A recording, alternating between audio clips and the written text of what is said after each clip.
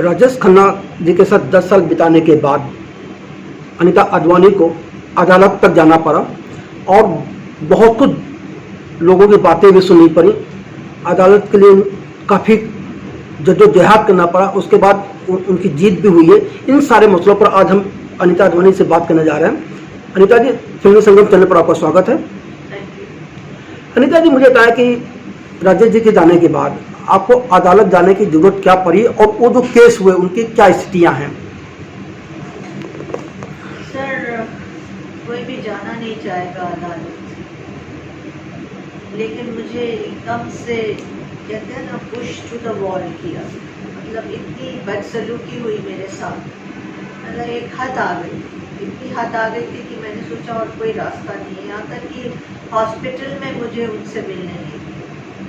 मैं मतलब मुझे पता था कि वो मतलब बिल्कुल बहुत बुरे हाल में, और मुझे मेरे स्टाफ ने भी बताया था, मैम आपका पूछ रहे, लेकिन मुझे जाने नहीं दिया। मेरे दरवाजे पे खड़े हो गए कि नहीं, आपको नहीं जा सकती।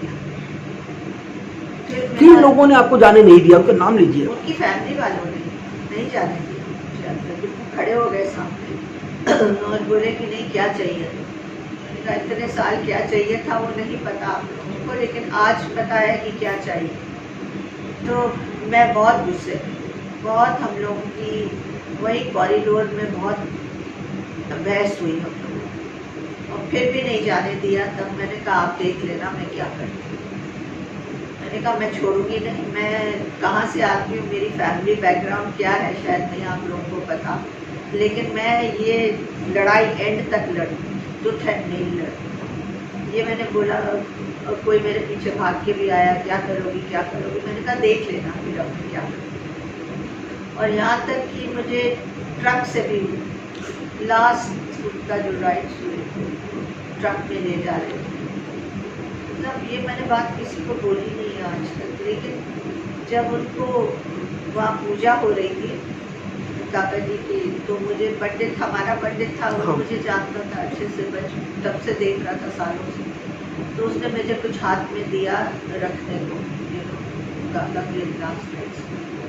तो मेरे को तो मैं ऐसी थी कि मेरे को समझ ही नहीं आ रहा था क्या हो रहा है। मतलब सब कुछ हो रहा था, लेकिन कहीं जहन में मेरे कुछ समझ में नहीं आ रहा था। तो मैंने वो रख तो दिया, पर कब वो उनको लेके चले गए मुझे सब याद ही नहीं है। अभी आज तक मुझे वो याद नहीं है कि कैसे उनको वहाँ से ट्रक तक ले गए, पोर्च में रखा था। तो सडनली मुझे बहुत ज़ोर से आवाज़ आई काका जी की, वहाँ क्यों खड़ी हो, यहाँ हो ना। एकदम से जैसे डांटा, तो मैं एकदम से चल पड़ी और सीधा मैं ट्रक में कैसे चढ़ी वो भी मुझे नहीं पता, समझ ही नहीं आया मुझे। तो सडनली ट्रक में जब गए तो सब जोर मचा, नीचे जाइए नीचे जाइए नीचे जाइए, अनीता जी नीचे जाइए। मैंने कहा क्यों नीचे जाऊँ? मैं तब मुझे होश थोड़ा आया, कहा नहीं मैं नीचे क्यों जाऊँ।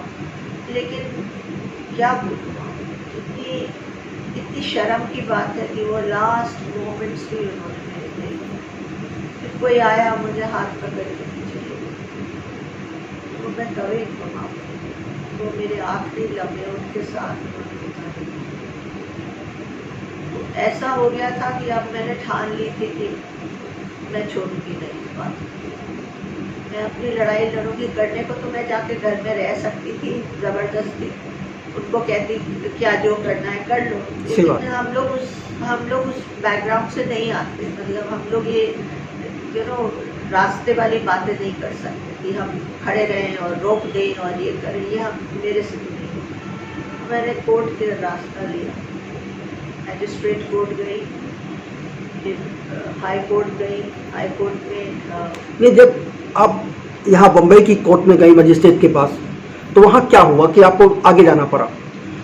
मैजिस्ट्रेट ने इमीडिएटली कहा कि आप उनको मैसेज, ये उनके भी लोग आए थे, उनको कहा कि आप नेक्स्ट डेट को आप लोग पर्सनली आइए और आके जवाब दीजिए कि भाई ये जो कह रही हैं वो क्या है, उसका कोई जवाब दीजिए आप। मेरा पूरा पिटीशन था इतना बड़ा। तो उन्होंने वो चले गए और फिर दूसरी डेट पे आए और बोले कि नहीं वो एक की तबीयत ठीक नहीं है, एक फॉरेन में है, एक ये है, वो है, मतलब ये सब बहाने बनाने लगे। तो उसने कहा नहीं, मैं 60 डेज में इसको मतलब फैसला दूंगा, तो आपको आना ही पड़ेगा।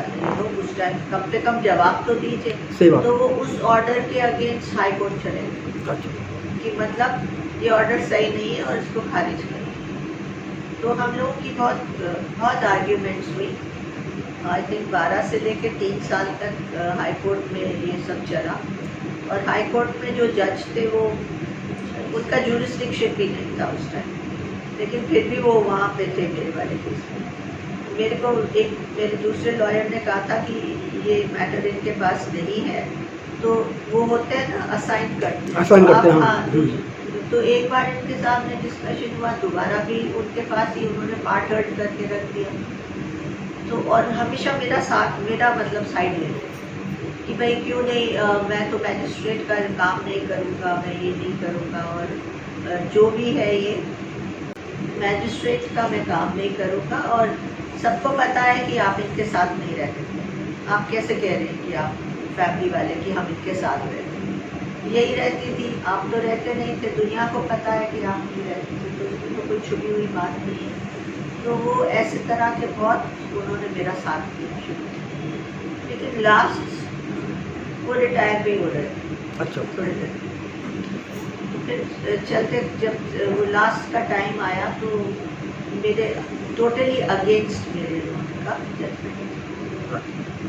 जो आपने मुकदमा दायर किया था उसका मूल मुद्दा क्या था, किस बात की मांग की थी? डोमेस्टिक वायलेंस का, अच्छा। कि मुझे घर से निकाल दिया है, मुझे मिलने नहीं देते थे, मुझे मतलब मेरा भी हक बनता है, मैंने भी इतने साल गुजारे हैं यहाँ पे, मैं उनकी बीवी की तरह क्या, मैं तो उस वक्त पे थी जब जब उनको कोई चाहिए था लाइफ में।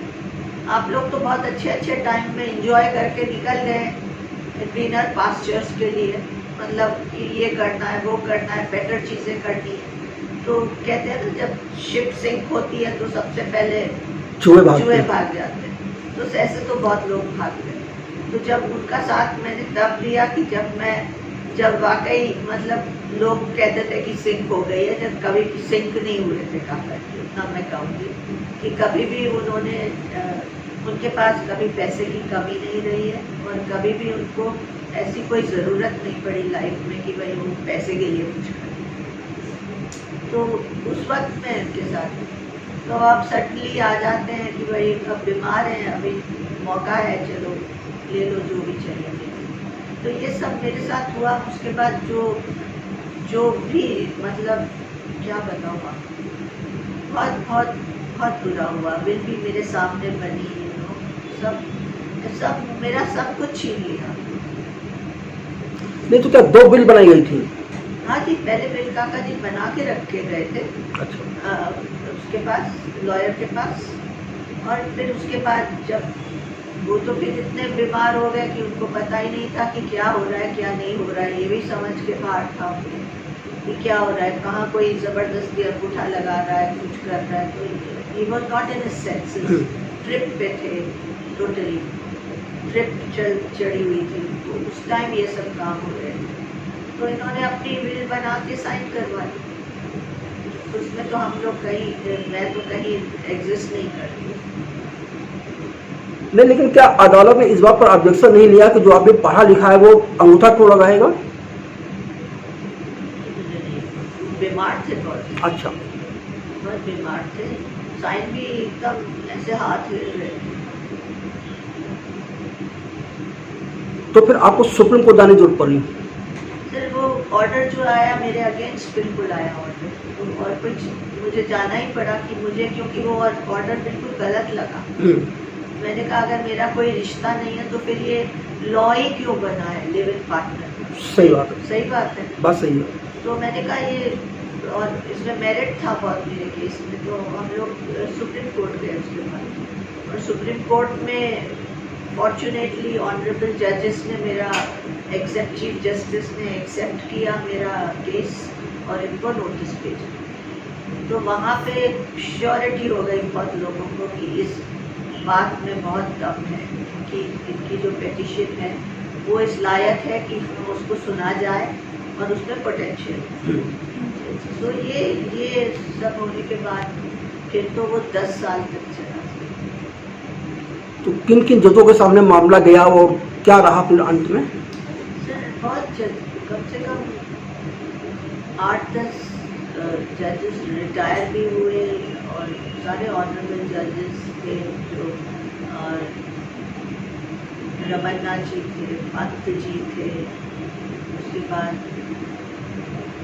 अभी सुंदरेश, ऑनरेबल सुंदरेश जी थे जज। मतलब इतने सारे जजेस को मैं पार कर चुकी हूँ कि मैं आपको क्या बताऊँ। Amitabh Roy, honourable justice Amitabh Roy, honourable justice Arun Mishra, मतलब आप जिन जिन के नाम बोलेंगे वो मोस्ट ऑफ देम मेरे केस में आ चुके हैं।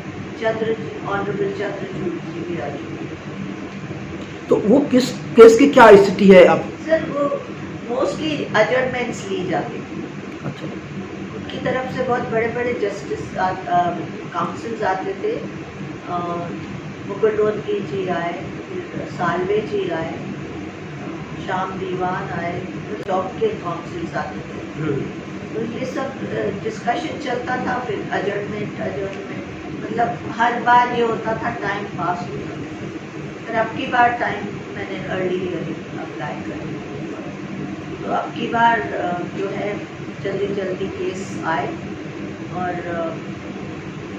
फॉर्चुनेटली मैं तो सर है सुप्रीम कोर्ट में जीतना बहुत बड़ी बात है।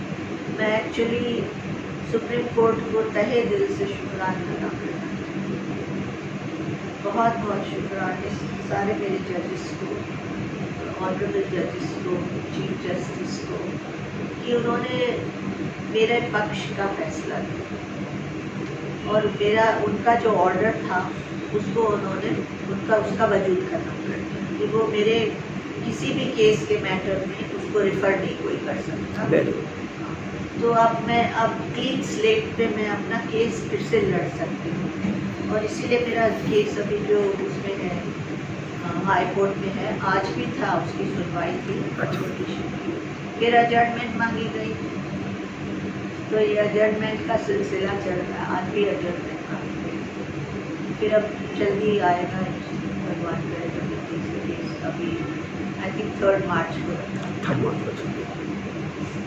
तो आपने अदालत से कहा नहीं कि भाई 10 साल हो गए, इसमें आपको जल्दी सुनवाई हुई? जज साहब कह रहे थे, ऑनरेबल जस्टिस सुंदरेश जी ने कहा ये 10 साल से क्यों भटक रही है, ये तो सिविल मैटर है, उसको वॉश करने का कोई राइट ही नहीं है विदाउट ट्रायल। आपने ट्रायल भी नहीं करने दी, मतलब ट्राई नहीं हुआ कि मेरा रिश्ता है या नहीं, तो फिर आप कैसे डिसीजन ले सकते हैं? सही बात। तो उसी बात पे तो बहुत नाराज थे उसमें। ऑनरेबल जस्टिस सुंदरेश जी ने कहा था कि I can give this order in 30 seconds. क्या इसको 10 साल तक फंसा के रखा है? सर तो आज मैं वापस यहाँ बहुत थैंक्स बोल थी सबको कि कम से कम किसी ने तो साथ दिया और सच्चाई को समझा, क्योंकि ये ऐसी कहानी है जो सबको पता है। मतलब कोई आप कितना भी झूठ बोल लो, सच्चाई है। आपकी अपनी लाइफ है, फैमिली वालों की, सब अपनी फैमिली में खुश हैं, सब अपने सेटल्ड हैं। मेरे साथ क्यों इतना बात कर रहे हैं? तो मतलब आपको अदालत से न्याय मिल रहा है या भरोसा हो गया? जी हाँ, मिलना चाहिए और मिलेगा।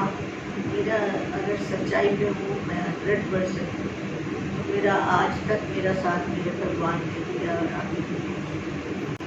अनीता जी, फिल्मी संगम से बात करने के लिए आपका बहुत बहुत धन्यवाद।